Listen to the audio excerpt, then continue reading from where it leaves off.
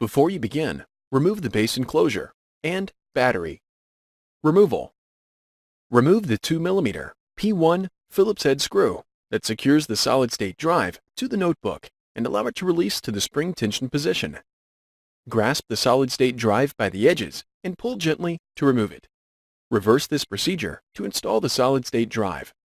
Important: when installing the solid-state drive, be sure to align the notch in the solid-state drive with the key in the solid-state drive slot in the system board.